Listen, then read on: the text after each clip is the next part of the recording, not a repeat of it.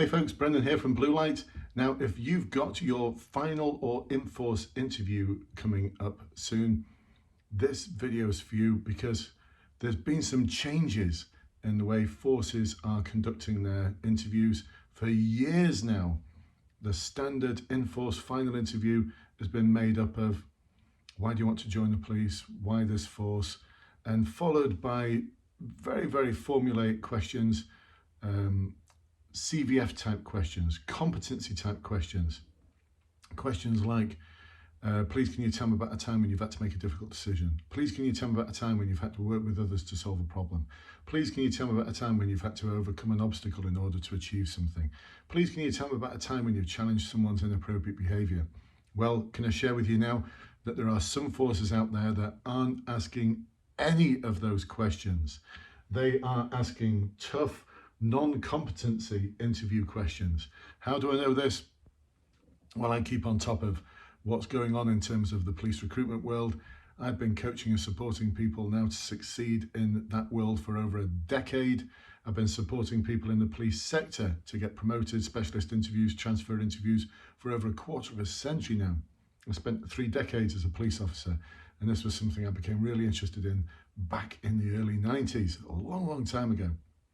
So I keep I pay close attention to what's going on, and I know that there's forces like West Yorkshire Police now that do not ask any questions that start with, can you tell me about a time when?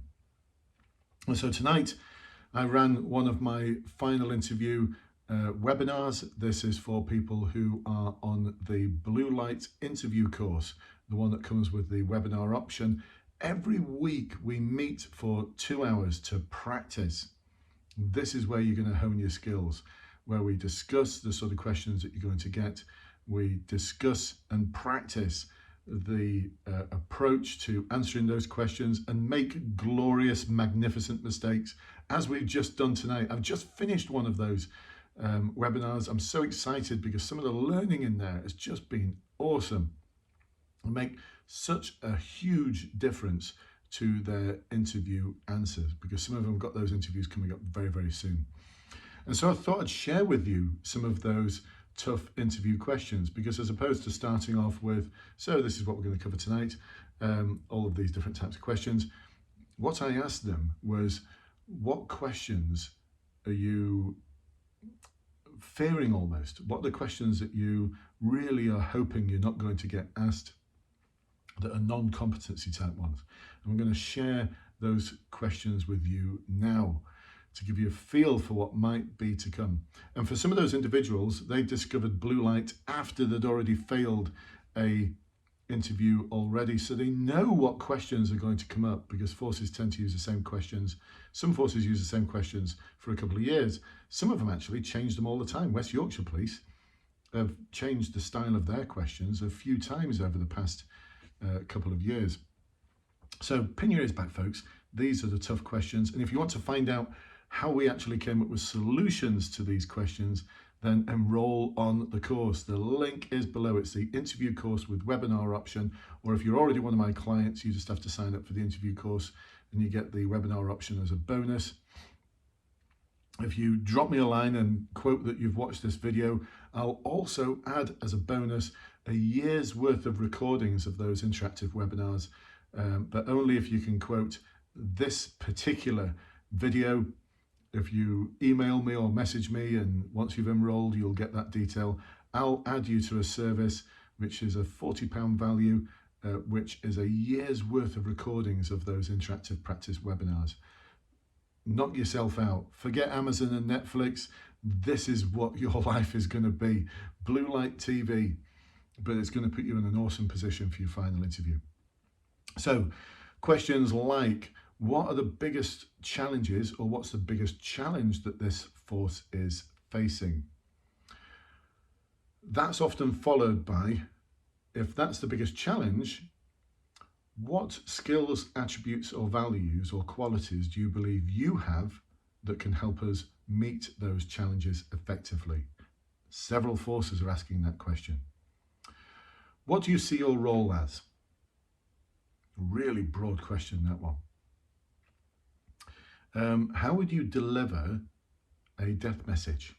So this is a force, Norfolk, that give you a scenario where you've got to deliver a death message to a mother, and I think it's a son or a daughter that's been involved in a road traffic collision and they've died in it, and you've got to deliver that death message. You've got to tell them how you go about delivering it. If that doesn't favour people who are already in the police sector, I don't know what does. But anyway, tough question, that one. What skills and attributes do you think you'd be able to bring to the role? Here's an interesting question. How would you go about supporting and inspiring others in your future role as a police officer? So as a police officer, how would you support and inspire others? Here's one from North Yorkshire Police. Why North Yorkshire Police? Why do you want to join North Yorkshire Police? A lot of forces will ask that as well. What does exceptional community service look like? What do you fear? What do you fear? What concerns you about the role of a police officer? How will you go about dealing with stress? What's your support network like in terms of you being able to meet the challenges of the role of a police officer? And how will you look after your mental health? What do you think, folks? Tough questions, tough questions.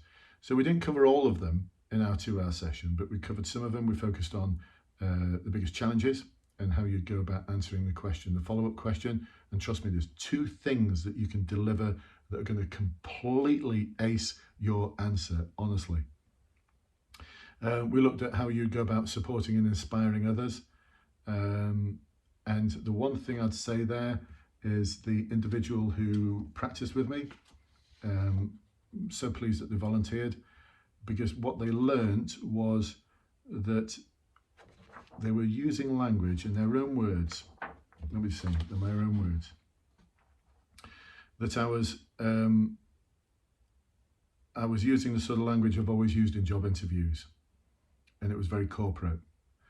And they completely agreed with the phrase when I asked them, to what extent do you believe you were giving me the answer you thought I wanted to hear?